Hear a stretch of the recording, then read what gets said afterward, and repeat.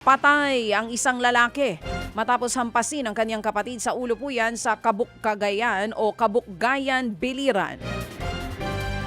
Sa investigasyon, lasing at may dalang itak ang 67 taong gulang na biktima nang sumugod po sa bahay ang nakababatang kapatid.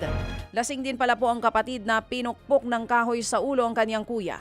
Nadala pa po ang biktima sa ospital pero hindi na ito umabot ng buhay. Huli po ang suspect na nasampahan na po ng kasong homicide. Patay naman po ang isang rider habang sugatan ang kanyang asawa matapos pong mabangga ng SUV ang kanilang motorsiklo dyan po yan sa Davao City.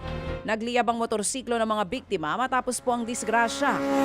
Sa investigasyon, nagmula po sa magkaibang lane ang nagkabangga ang mga sasakyan at tumawid nga daw ang motorsiklo noon.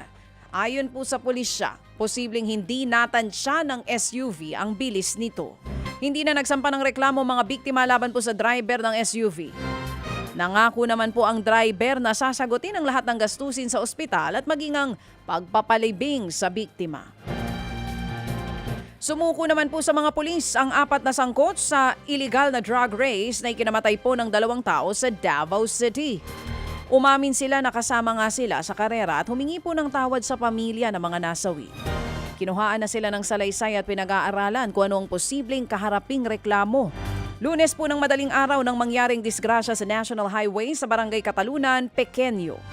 Nasawi po ang isang rider at angkas niyang babae na hindi kasali sa karera. Nasagi lang sila ng isa pang nakikipagkarerang rider. Sugatan din ang nakasaging rider at nasampahan na po ng kaukulang reklamo kahit nasa ospital pa ito. Ibinunyag naman po ng grupong Tindig Hagonoy ang ilang ghost flood control projects na nabisto daw sa kanilang bayan sa Bulacan.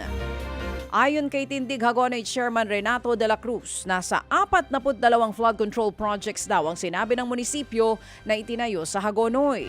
Pero sa kanilang pagsasaliksik, ilan po sa mga ito ang nabistong hindi nagawa o kaya'y hindi natapos kahit pa may pondo na.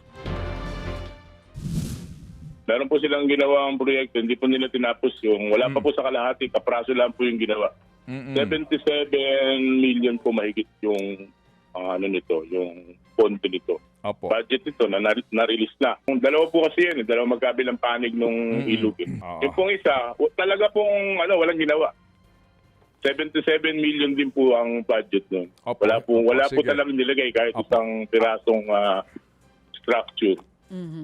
Yan nga po mga kapatid ang tinig ni Tindig Hagonoy Chairman o hindi yun chairman mga kapatid o siya nga ba yun? O chairman ang leader po ng grupo na si Renato de la Cruz.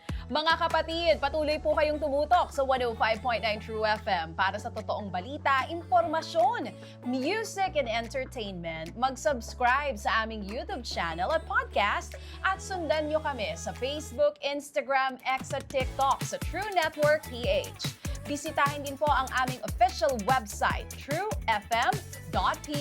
At panoorin din kami sa True TV Signal, Channel 19. Kami po ang 105.9 True FM.